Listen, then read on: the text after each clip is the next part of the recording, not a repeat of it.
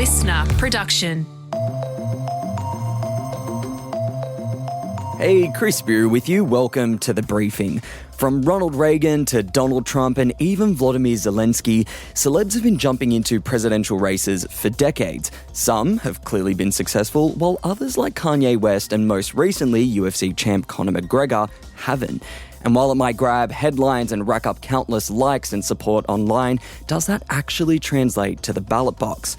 My deep dive into Conor McGregor's attempt at becoming the next Irish president and whether something similar could happen here in Australia is coming up in the second half of this episode. First though, let's get into the headlines with Tara Cassidy. It's Thursday, the 25th of September.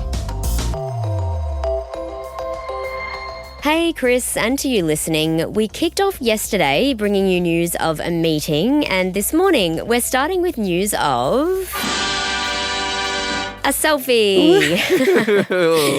Yes, after receiving confirmation they would be meeting in Washington next month, Albo and Donald Trump have become Insta official with the PM snapping and posting a selfie with the US president yesterday, which has since gone viral, and he wrote in the caption that it was good to chat with President Donald Trump. Yes, now this wasn't a formal meeting by any means. Albo was part of more than 100 world leaders invited to a UN welcome reception hosted by Donnie and the First Lady Melania in New York.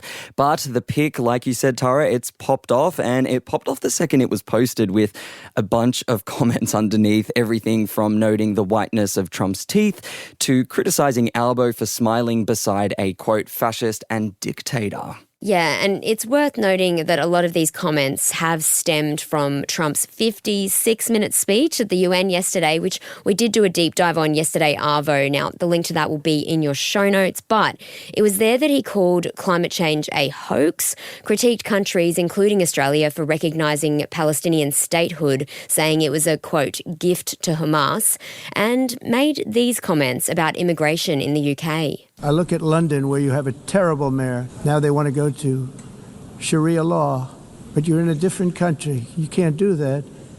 Both the immigration and their suicidal energy ideas will be the death of Western Europe if something is not done immediately. Now, Sadiq Khan, who has been the mayor of London since 2016, has responded overnight. President Trump has shown he is racist, he is sexist, he is misogynistic, and he's Islamophobic. That's him speaking to the BBC there. And when asked about whether British Prime Minister Keir Starmer should distance himself from Trump, this is what he had to say. I think one of the advantages of having a special relationship with the USA is obviously when it comes to trade, when it comes to military alliances, when it comes to other areas where we work close together. But it should also mean you've got the confidence to call them out when they're wrong. I think President Trump is wrong in many, many ways. Which is a point, Tara, a lot of people are making in the comment section under Albo's post. You know, while the US is our strongest defence ally and we have this multi-billion-dollar AUKUS deal, we are at odds with them on a lot of things when it comes to things like climate, foreign policy, etc., etc. So it'll be very interesting to see come October 20 whether Albo will call out Trump on all these differences. The World Health Organization is the latest to pour cold water over the Trump administration's claims that paracetamol during pregnancy causes autism, as well as his comments about vaccines. It comes after Trump's announcement earlier this week. The use of well, let's see how we say that.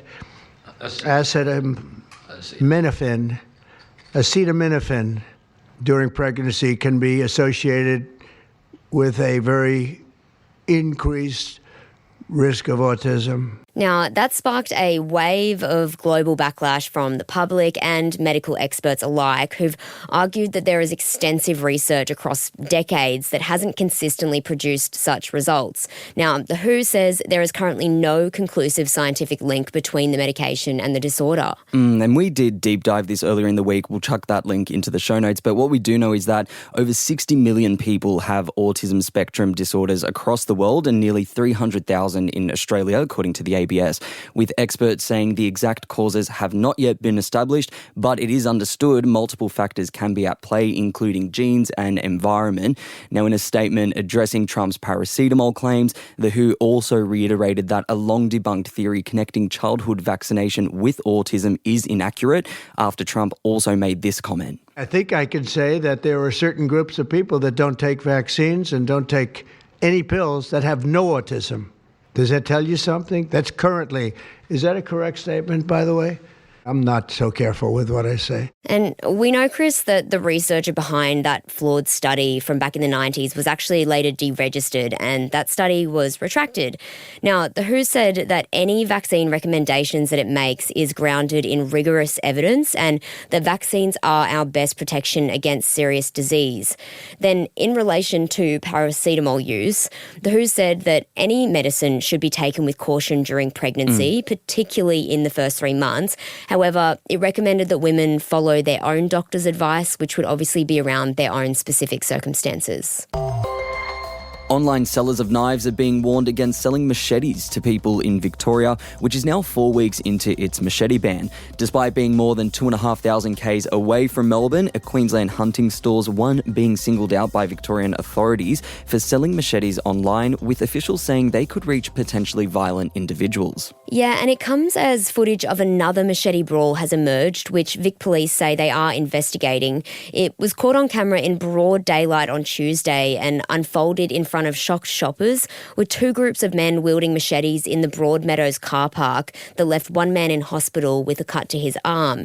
Now, no arrests have been made yet, with police urging anyone with information to come forward. Now, we did do a deep dive on Monday into rising youth and knife crime in Victoria on the back end of the brutal murders of those 2 young boys a few weeks ago. We'll pop that link in the show notes, but I think there are 2 things to note here, Tara. This incident happened just metres away from a machete amnesty bin where, Victorians are being encouraged to dump their knives, and that's something that Dr. Brianna Chesser, who I spoke to, said it's really only applicable and something that's really only going to work for the non-violent citizens. Those are the ones that are likely to dump their knives in these bins, not the ones that are doing this in car parks. And the second thing to note here is that the men seen in the footage appear to be Caucasian. And I say that because it'll be very interesting to see whether there will be calls for these men to be sent back to their countries this morning. 2 former Australian A-League footballers have been sentenced over their involvement in a gambling scam which saw bettors lose a collective $167,000. During a game between Macarthur FC and Sydney FC in 2023, players Clayton Lewis and Kieran Backus each intentionally got yellow cards by pushing a player to the ground and the other tackling from behind in a bid to influence bets on a game. Yeah, according to police, the pair were recruited by their team captain, who'd been dealing with a contact in Colombia, and that contact had been orchestrating the wagering and scam. The pair were each paid $10,000 for their roles, and yesterday in court, they were each fined that same amount and suspended from playing football in Australia. And they were also handed 2-year conditional release orders, and that was because of their lack of criminal histories, basically, with one of the players, Bacchus, also reporting to have had a serious gambling addiction, which police said is likely why he was targeted. Now, this is interesting because it comes at the same time as a study that's just been released on gambling in Australia, and it actually showed that around 3 million Aussies are taking part in some form of harmful gambling, Chris, and that's often linked to things like poor mental health, family violence and stress, apparently. Yeah, according to the Australian Gambling Research Centre, that's a rise from 57% of those surveyed to 65%, while there's also been a jump in those who've experienced gambling harm in the last year. So those are things like needing to skip meals, borrow money, or sell things just to fund their habit. And look, we want to hear from you guys on this one. How many of you gamble and how serious has it gotten? We'll chuck a question in our broadcast channel Behind the Briefing on our Instagram at The Briefing Podcast. And we must be breeding the next generation of Picassos, Chris, because an Aussie kindergarten has come under fire for asking parents to pay over $2,000 for their kids' kindy artwork. Hey. Craigsley Community Kindergarten in Brisbane sent an email to parents asking they pay $2,200 for their kids' portfolio, which was essentially a scrapbook of their kids' art and some photos of them doing activities. Yeah, and there's more to this story. It was proposed as a fundraiser to help the Early Learning Centre get out of a $40,000 debt, and that is money that they owed to its staff as it had been placed in voluntary administration. The managing committee is now being investigated, but don't fret, briefers, because I know you are stressed. The parents have since been told their kids' artwork will be returned free of charge. How beautiful. Oh, well, thank God. Who knew kindy could have so much drama, Chris? Now, earlier when I mentioned this story, you said it triggered you. Mm-hmm. Why is that? So, Tara Cassidy, if you walk into my parents' home, you will see my brother's kindergarten artworks framed in my parents' bedroom of all places. Very proud mum. Very proud mum and dad, might I add. But you may be wondering, where's Chris's artworks? Where are they, Tara Cassidy? I'll tell you where they are. They ended up in landfill. You are no artiste then. How very dare you. How very dare you. Look, that brings our headlines to a close for today. Coming up next is my deep dive looking into Conor McGregor's run for Irish presidency. I know it sounds kooky, but stick around. That deep dive is coming up for you next.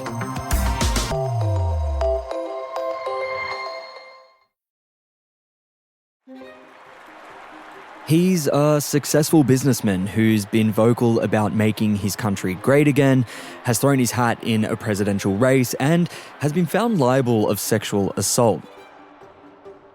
It's not Donald Trump, but former highest paid athlete in the world, Conor McGregor.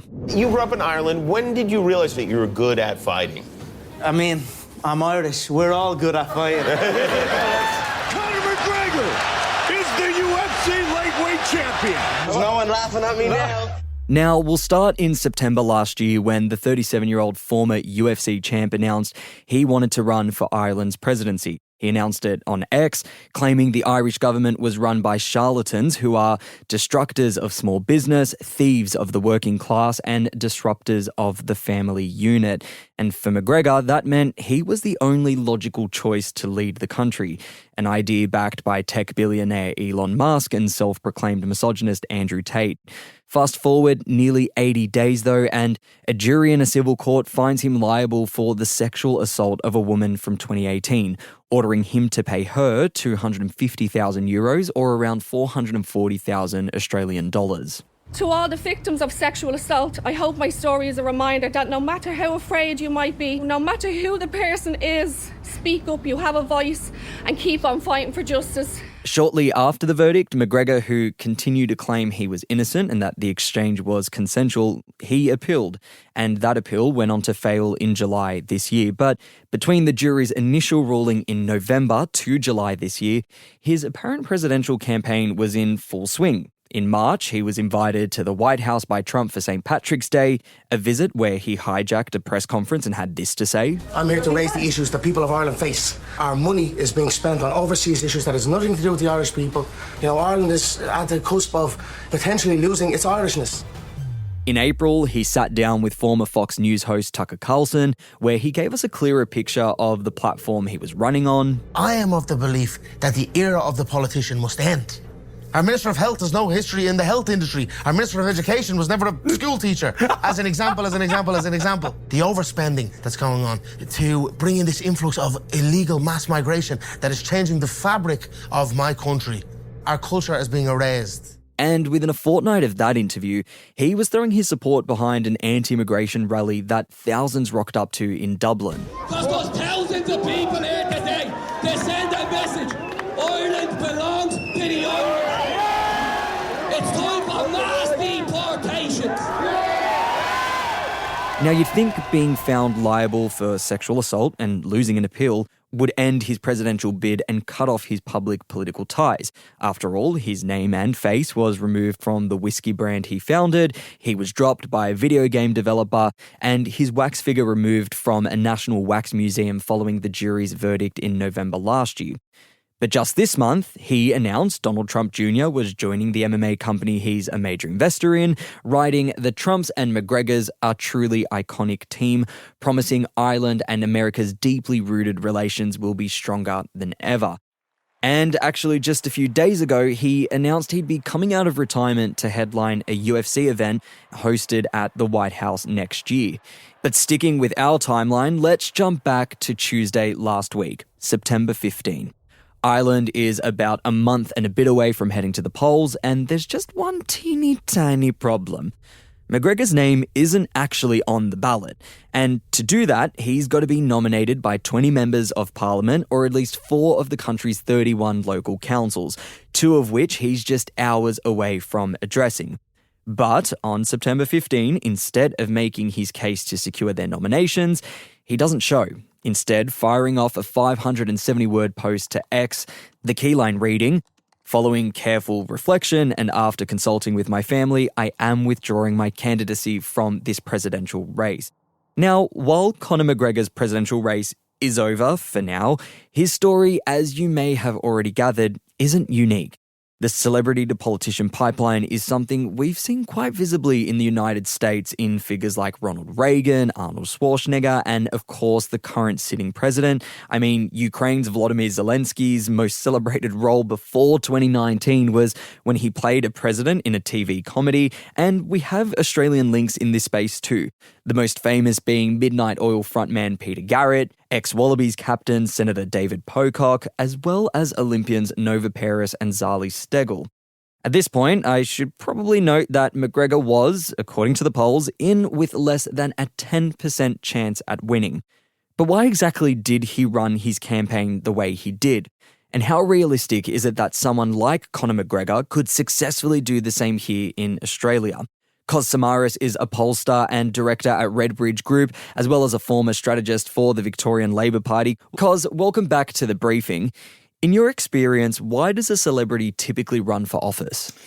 Yeah, it's a strange one. We have seen it in this country, across many other Western democracies as well. It is a pattern that we've seen particularly post-Second World War, where celebrities' status within communities has obviously grown in prominence, whether it's people in the movie industry, whether it's in sports and so on.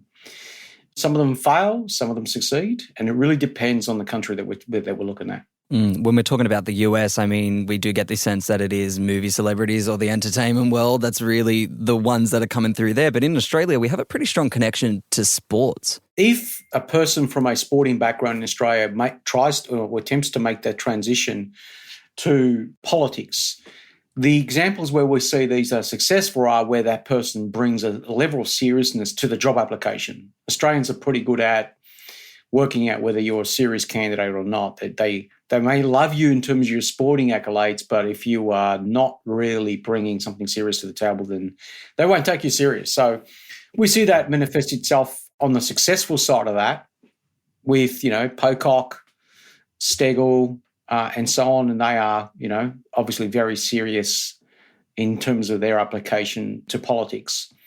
Examples where it has not worked, the most recent one's probably the former Carlton footballer, Koutafidis. He has attempted to win the mayoral contest in Melbourne, failed. Similar tilt at the federal seat of Melbourne at a federal election. Maybe a good business person, clearly was a really good footballer, but generally speaking, most people in the electorate wouldn't consider him as a good candidate for politics. And I'll chuck another two in there. We had, Paleo Pete Evans. He announced that he was going to have a brief run at politics. And, former Australian Idol host James Matheson, who tried to unseat Tony Abbott, who was the Prime Minister at the time.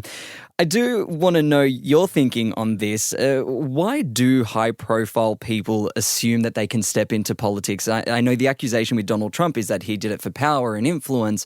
I'm thinking here about someone like Clive Palmer, who arguably doesn't need more money and really has enough influence, right?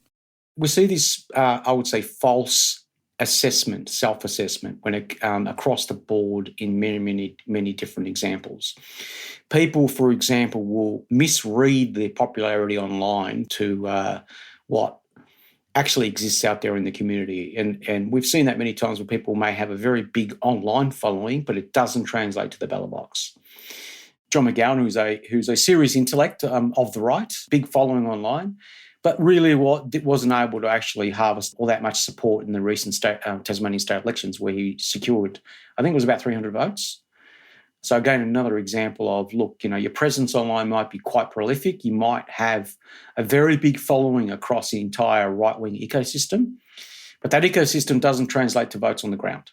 And there's no evidence yet that that is actually occurring in this country. We also see that, obviously, if you're successful in business, you have a overinflated sense of your importance within your ecosystem. But then once you step out of your ecosystem and into the broader community, who probably don't even know who you are, that changes very quickly. And the same applies with sporting celebrities as well. There will be people who are very popular within their fan base, but it's just their fan base. It's not millions and millions of people who are going to vote in any particular election. And of course, it really depends on the country. So when we're looking at Australia or other Western democracies in Europe, it's a lot harder for someone to trade off their sporting background and be successful unless they're bringing something serious to the table. A lot easier to do that in the US because their culture is just so vastly different. Which is a perfect segue to Conor McGregor. One poll had him at 7%. He had a 7% chance of actually getting through, but when you go through all the processes, it didn't look likely at all that he would have been able to make a meaningful crack at this presidency. What did you make, though, of his campaign and his run for presidency? It's a classic example of importing US politics to another country and where it clearly does not work. We see examples of that in Australia on a regular basis now, where just because it worked for Trump does not mean it's going to work for you in Ireland.